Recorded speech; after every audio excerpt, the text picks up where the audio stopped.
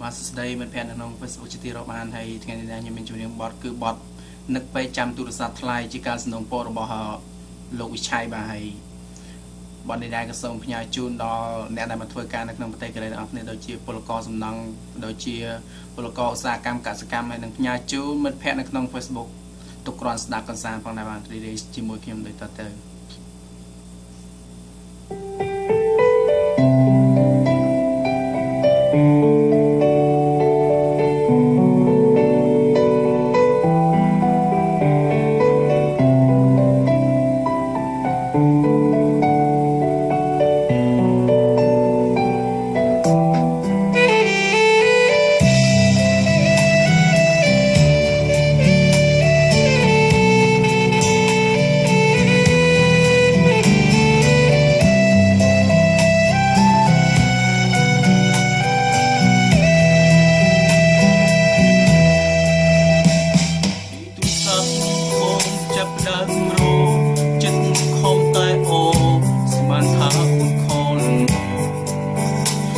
តែលោតលេងរោមអង្គគេ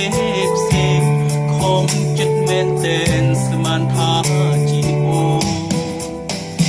កញ៉ាំសាជាច្រើនព្រួយលៀនហើយ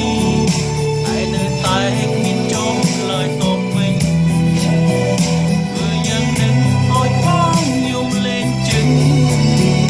ខិតពុនណាអូនបងតបបងចោសូមលើកទូរស័ព្ទបងទោះជាអូនខាង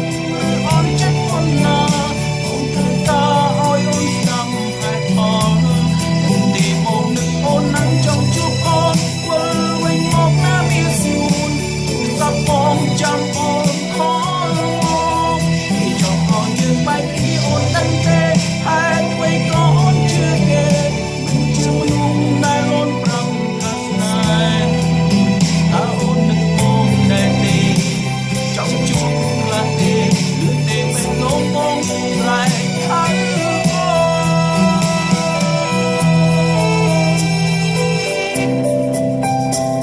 បែបបានតែក៏សូមផ្ញើជូនដល់អ្នកដែលកំពុងតែរងចាំជួបស្ដាប់ការផ្សាយរបស់ខ្ញុំ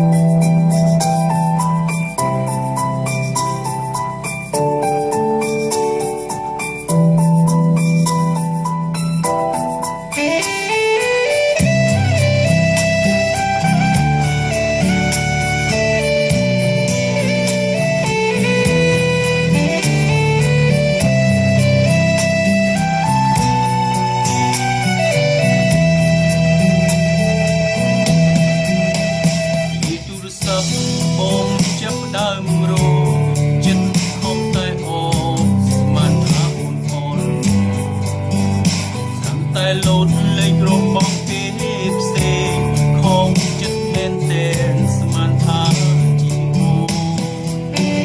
បងញ៉ាំសាជាច្រើនព្រួយលៀនហើយតែនៅតែគ្មានចង់ឡើយតបវិញយ៉ាងនឹងឲ្យបងយំលេងចេញ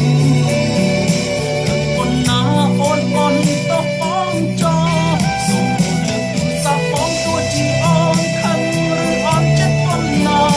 បងត្រូវការឲ្យអូនស្ដាប់ហេតុផលទីបងនឹកអូននឹងចង់ជួបអូនវិលវិញមកណាមានសួនសោះបងចាំអូនអល់មកពីចង់ឲ្យយើងបែកគ្នាអូនដឹងទេហេតុអ្វីក៏អូនជឿគេមិនជឿមនុស្សដែលអូនប្រឹងកាស្នេហ៍តើអូននឹងបងដែរទេ